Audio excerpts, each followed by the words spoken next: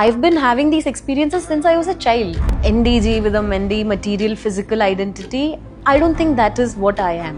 ഈ ജീവിതത്തിൽ എക്സിസ്റ്റ് ചെയ്യാൻ വേണ്ടി ചൂസ് ചെയ്ത ഒരു ബോഡി, ഒരു ഐഡന്റിറ്റി മാത്രമാണിത്. ഞാൻ എന്തെങ്കിലും റാൻഡം കാര്യം ചെയ്യുമ്പോഴത്തേക്കായിരിക്കും where like I split from myself. Who am I? Who is this? What is happening? Nothing makes sense. പക്ഷേ everything makes sense.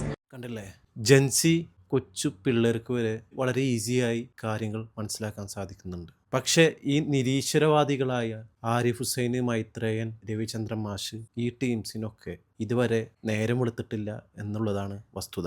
ഈ കൊച്ചു പറയുന്നത് വെച്ച് നോക്കിയാൽ എൻ്റെ ഈ ബോഡി, ഈ ഒരു ഫിസിക്കൽ ഐഡന്റിറ്റി, അത് ശരീരം മാത്രമാണെന്നും യഥാർത്ഥത്തിലുള്ള ഞാൻ ഈ ഒരു ജീവിതത്തിലെ എക്സിസ്റ്റൻസിന് വേണ്ടിയിട്ട് മാത്രമാണ് ഈ ഒരു ശരീരം എന്നാണ് എനിക്ക് തോന്നുന്നത് എന്നാണ് പറയുന്നത്. ഈ ശരീരത്തിനുള്ളിൽ ഒരു ആത്മാവായിട്ടുള്ള ഞാനാണ് യഥാർത്ഥത്തിൽ ഞാൻ. എൻ്റെ ഈ ശരീരം ഈ ലോകത്ത് ജീവിക്കാൻ വേണ്ടി മാത്രം യൂസ് ചെയ്യുന്നു എന്നുള്ള വസ്തുതയാണ് ആ കൊച്ച് പറയുന്നത്. തീർച്ചയായും ചിന്തിക്കുന്നവർക്ക് ദൃഷ്ടാന്തമുണ്ട്. കാര്യങ്ങൾ വളരെ വ്യക്തമാണ്.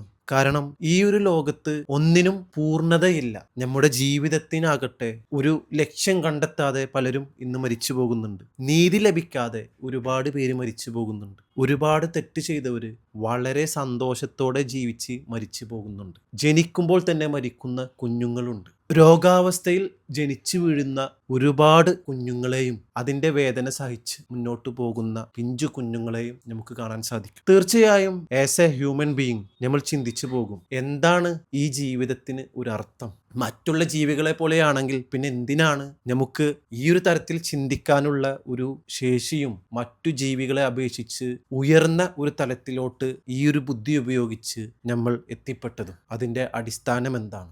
ജീവിക്കാനുള്ള ആവശ്യങ്ങൾക്കപ്പുറം നമ്മൾ ചിന്തിക്കുന്നത് എന്തിനാണ്? ഏത് തലത്തിലോട്ടാണ് നമ്മൾ ചിന്തിച്ചു പോകുന്നത്?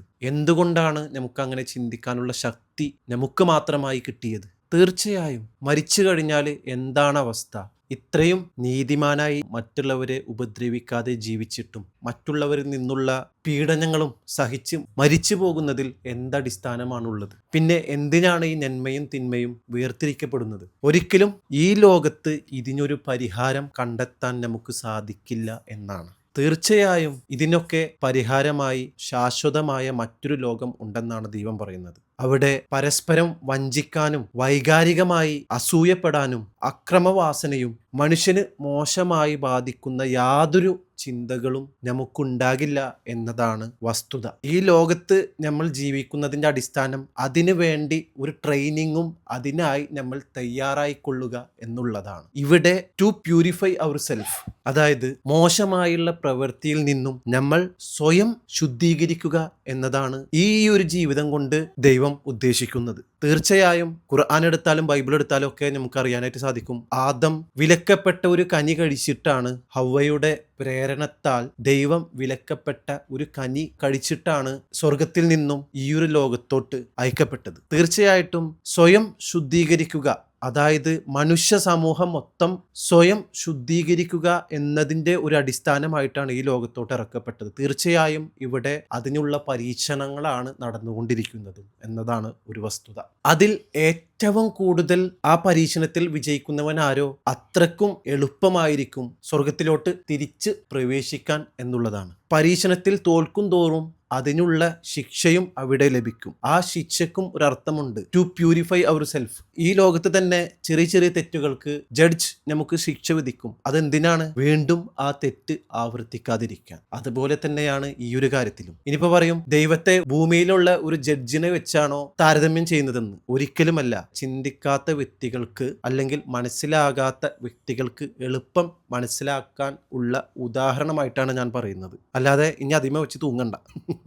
തീർച്ചയായിട്ടും ഒരിക്കലും ഒന്നിനും ഒരു പൂർണ്ണത കണ്ടെത്താൻ ഈ ലോകത്ത് നമുക്ക് സാധിക്കില്ല. ഏത് നിമിഷവും നമ്മൾ ശാശ്വതമായിട്ടുള്ള ആ ഒരു ലോകത്തോട്ട് പോകും. ഏതൊരു സമയത്തും നമ്മൾ പ്രതീക്ഷിക്കാം. കാരണം മരണം എപ്പോഴാണ് നമ്മുടെ ജീവിതത്തിൽ കടന്നു വരിക എന്ന് ആർക്കും പറയാൻ പറ്റത്തില്ല. തീർച്ചയായിട്ടും നമ്മൾ ചെയ്യേണ്ട ആദ്യ പടി എന്നത് മറ്റുള്ളവരെ ഉപദ്രവിക്കാതെ നല്ലൊരു വ്യക്തിത്വമായി ജീവിക്കുക. ആ ഒരു ജീവിതത്തിന് ശേഷമാണ് ദൈവത്തെ ആരാധിക്കലും മനസ്സമാധാനവും സന്തോഷവും ലഭിക്കണമെങ്കിൽ ലോകത്ത് കോടാനുകോടി സ്വത്ത് സ്വത്തുണ്ടായാൽ പോലും സമാധാനം ലഭിക്കുകയില്ല എന്നതാണ് ഒരു വസ്തുത. തീർച്ചയായിട്ടും അതിനനുസരിച്ച് ഉത്തരവാദിത്വം കൂടും. ആ സ്വത്ത് നഷ്ടപ്പെടുമോ, അതെങ്ങനെ മാനേജ് ചെയ്യും എന്നൊരു പേടിയും നമ്മളിൽ കടന്നുകൂടും. ഇനി ആരൊക്കെ ആ ഒരു ഫൈനാൻഷ്യൽ മാനേജ്മെന്റിന് പോസ്റ്റ് ചെയ്താലും അതൊക്കെ പെർഫെക്റ്റ് ആയി നടക്കുന്നുണ്ടോ, മാനേജ് ചെയ്യുന്നുണ്ടോ എന്നൊരു പേടി നമ്മെ വേട്ടയാടിക്കൊണ്ടിരിക്കും എന്നതാണ് വസ്തുത. അപ്പോൾ തീർച്ചയായിട്ടും മനസ്സമാധാനവും സന്തോഷവും വേണമെങ്കിൽ ഉള്ളതിൽ തൃപ്തിപ്പെട്ട് ദൈവത്തോട് നന്ദി പറഞ്ഞ് കുടുംബവും അയൽവാസികളും